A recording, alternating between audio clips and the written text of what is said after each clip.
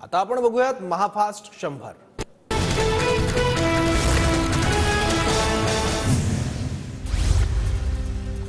उद्धव ठाकरेंवर मोदींची मदत घेण्याची वेळ येऊ नये अशी आमची प्रार्थना, पवारांची प्रतिक्रिया। ठाकरेंना अडचणीत मदत करणारा पहिला मीच असेल, टीव्ही9च्या महामुलाखतीत मोदींचं वक्तव्य। मोदी आमच्याकडे डोकावून पाहत आहेत, मोदींनी कितीही खुणावलं तरी मवियातील कोणताही घटक बळी पडणार नाही। मोदींच्या ठाकरेंबाबतच्या वक्तव्यावर राऊतांकडून भूमिका स्पष्ट।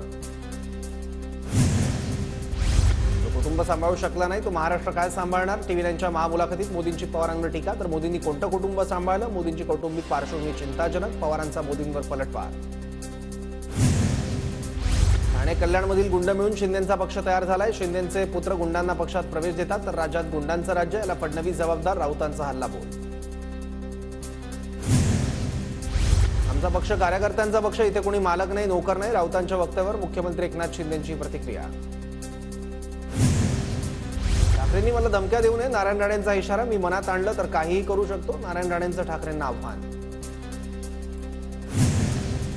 उद्धवजी तुमच्या उमेदवाराचं डिपॉझिट कसं राहतं तेच बघतो, परभणीच्या जागेवरून महायुतीचे उमेदवार महादेव जानकरांचं उद्धव ठाकरेंना चॅलेंज।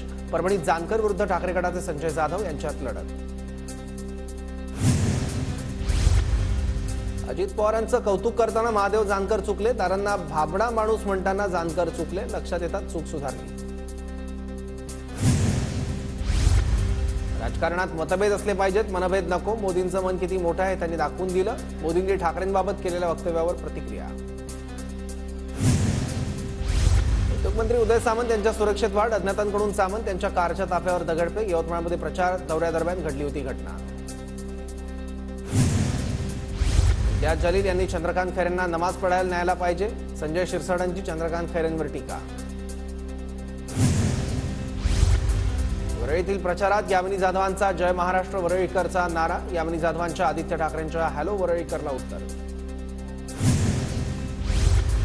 पुढच्या टर्मलाही शिंदेच मुख्यमंत्री म्हणून नेतृत्व करतील, तानाजी सावंतांना खात्री, तर मोदींनी 100% शब्द पाळला। 116 आमदार असतानाही शिंदेंना सीएम केलं, तानाजी सावंतांचं वक्तव्य।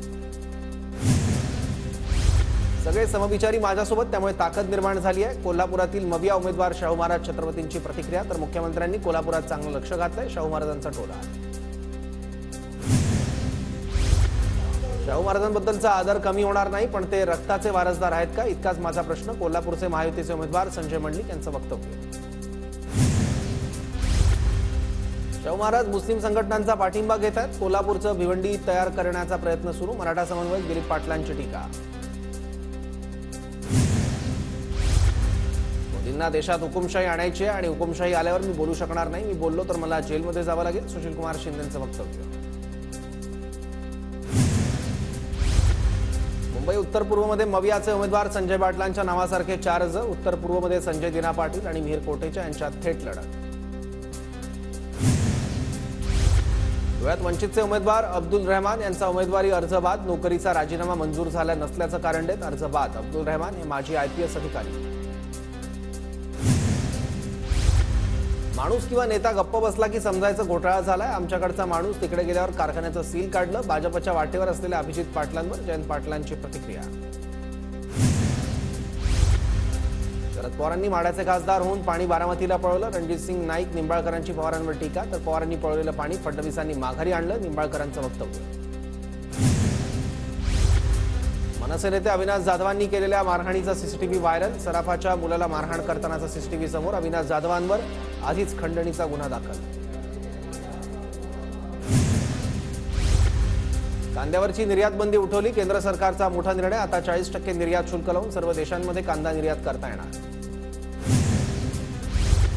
कांदा निर्यात बंदी हटवल्यानंतरही शेतकरी व्यापारी नाराज, निर्यात बंदी दरम्यान झालेल्या नुकसानाची भरपाई देण्याची मागणी, कांद्याचे बाजारभाव वाढल्यानं शेतकऱ्यांना दिलासा तरीही नाराजी कायम। कांदा निर्यात बंदी उठवणं म्हणजे बैल गेला आणि झोपा केला, निर्यात बंदी उठवण्यासाठी सरकारला 3 महिने का लागले, बाळासाहेब थोरातांची सरकारच्या निर्णयावर टीका। कांदा निर्यात बंदीमुळे 5 महिन्यात शेतकऱ्यांचं प्रचंड नुकसान, निवडणुकीत फटका बसू नये यासाठी मोदींनी निर्यात बंदी उठवली, रोहित पवारांचा नरेंद्र मोदींवर आरोप। नांदेडमध्ये पोलीस भरतीच्या विद्यार्थ्यांनी खासदार प्रताप पाटील चिखलीकरांची भेट घेतली, शहरात पोलीस भरतीच्या तयारीसाठी मैदान उपलब्ध नसल्यानं विद्यार्थ्यांचे हाल होत असल्याची व्यथा मांडली। साताऱ्याच्या वाईमध्ये उदयनराजे आणि अजित पवार एकाच मंचावर. वाईतील भाजी मंडईत अजित पवारांची सभा.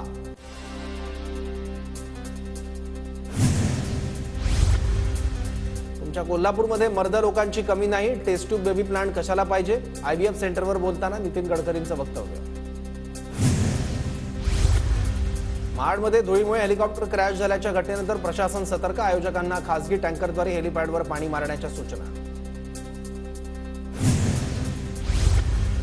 ताडोबा व्याघ्र प्रकल्पातील 12 कोटींच्या घोटाळ्यात ईडीची एंट्री. ईडीचा मनी लॉन्ड्रिंगच्या संशयातून तपास सुरू. वाईल्ड कनेक्टिव्हिटी सोल्युशन्स कंपनीवर फसवणूक केल्याचा आरोप.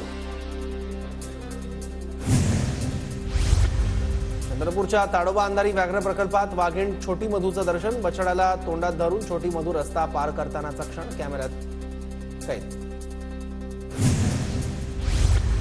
राज्यातल्या धरणात अवघा 29% पाणीसाठा. नागपूरमध्ये 40%, अमरावतीत 44%, तर मराठवाड्यात अवघा 13% पाणीसाठा शिल्लक.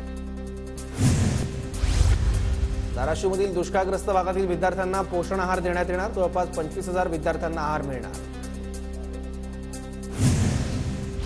एसटी महामंडळाच्या सांख्यिकी विभागाकडून राज्यातील सर्व आगाराच्या कामकाजाचा आढावा. आढाव्यात वाशिम आगाराचा पहिला क्रमांक.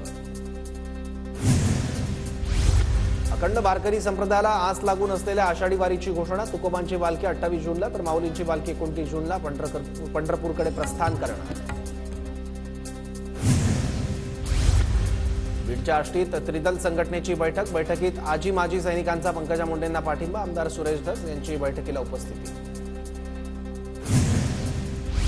साताऱ्यात मतदानाचा टक्का वाढवण्यासाठी प्रशासनाकडून कराड शहरासह परिसरात बाईक रॅली. बाईक रॅलीच्या माध्यमातून मतदान जनजागृती.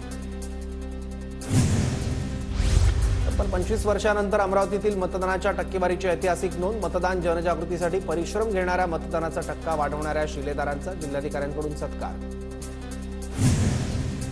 पालघरमध्ये मतदान जनजागृतीसाठी भव्य महिला बाईक रॅलीचं आयोजन. लोकसभेच्या पार्श्वभूमीवर मतदान जागृती.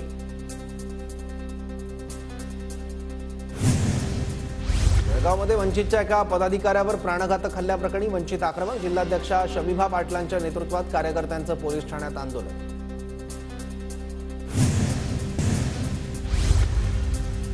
विविध अभियांत्रिकी आणि देखभालीच्या कामांसाठी मध्य रेल्वेवर उद्या मेगा ब्लॉक तर पश्चिम रेल्वेवर आज रात्रकालीन ब्लॉक.